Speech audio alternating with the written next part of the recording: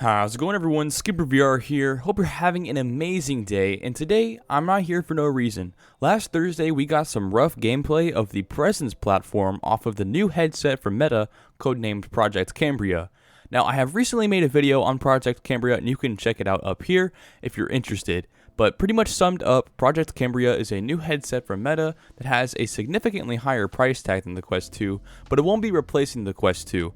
It's really meant for more dedicated VR users and remote workers, with amazing features like full color pass-through, face tracking, and eye tracking. We'll be seeing a lot more of this headset soon, and it will be releasing later this year if all goes according to plan. Okay, so enough of all that, let's get into the real new info.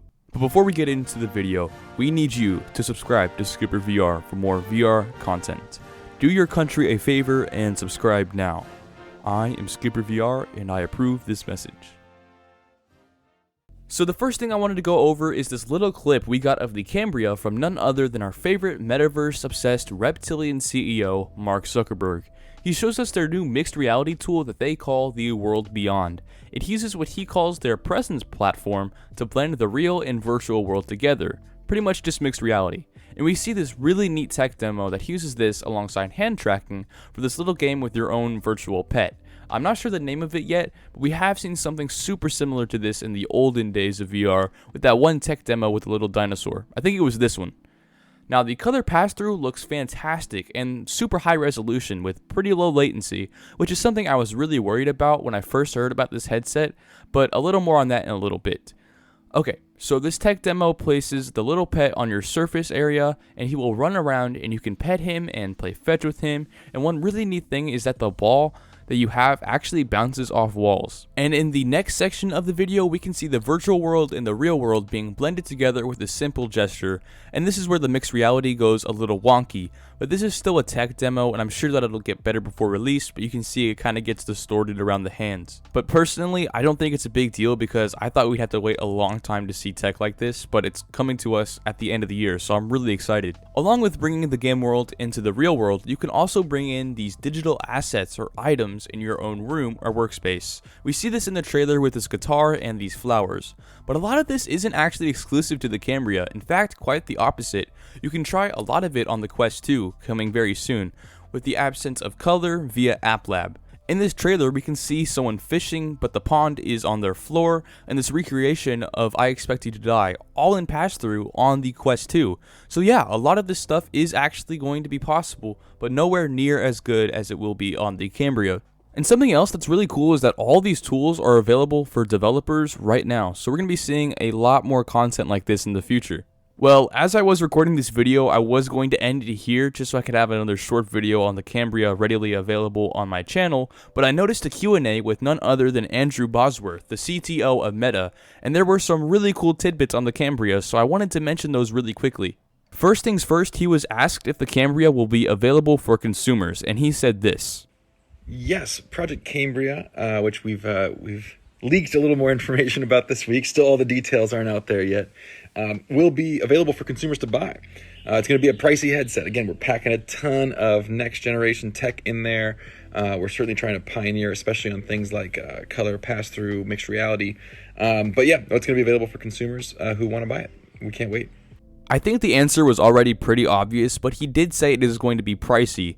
Now, how pricey are we thinking? Because I was thinking around the $600 mark, but I think it might be plausible for this headset to be more around the $800 mark, and my wallet is just crying thinking about it. But as he said, this headset is packing a lot of punch and bang for your buck, so it makes sense. The next question is, will it be compatible with Link and AirLink? And this is his response. Yeah, I don't think I'm giving anything too much away when I say that it is part of the Quest ecosystem. Which means that, yeah, it's going to work with AirLink. It's still a standalone headset, but will work with AirLink and with Oculus Link cables, just like its predecessors have, for sure. This was honestly a really reassuring answer because I will always love PC VR. I think it's more helpful and all around better than standalone. And he explains this more in another question when someone asks him when the Quest 3 is coming out because the Quest 2 is already underpowered and outdated. This is what he had to say to that question, and I think he does an amazing job of explaining it. some of my questions are clearly intended kind of as a little bit jabby, but I actually like them because it's good to see what my malcontents are my people. That's how I work. I'm never satisfied, and neither should you be. Why should you be? Here's the thing that I'm going to tell you. Certainly, we're working on multiple generations of headsets. Of course, that's no surprise, but they're all going to be underpowered relative to, if you're comparing it to a PC, which has hundreds of watts to put to its disposal, or relative to a console, the same. Why? Power equals thermal. Thermal is a thing that we have to be careful of when it's on your face.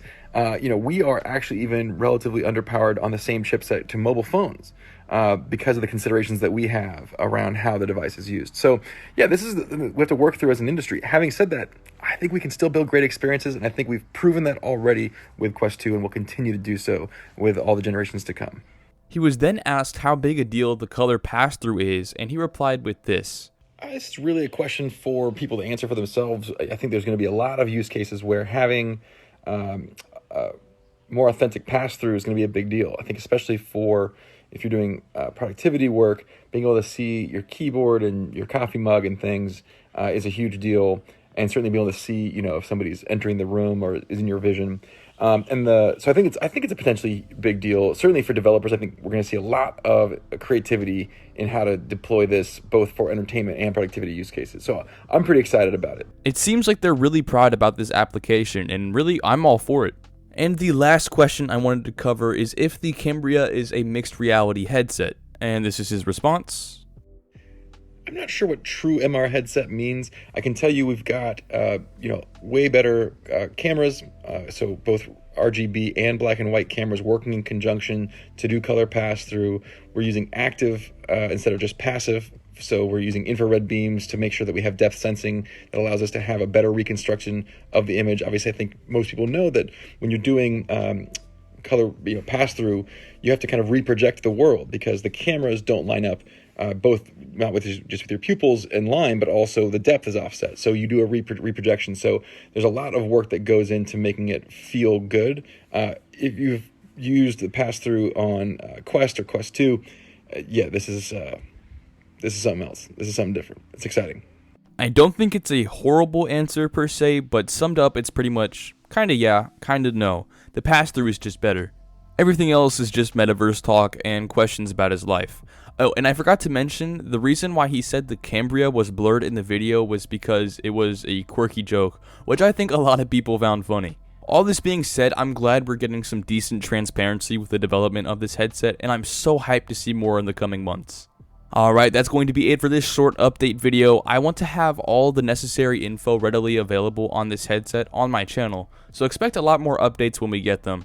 If you like what you see, be sure to hit that subscribe button for more awesome VR content coming up in the future, and if you liked the video, a thumbs up wouldn't hurt either. Anything you want to tell me, let me know down in the comments below. Y'all are the best. Have an absolutely amazing day, have fun exploring that virtual world, and as always my friend, take care.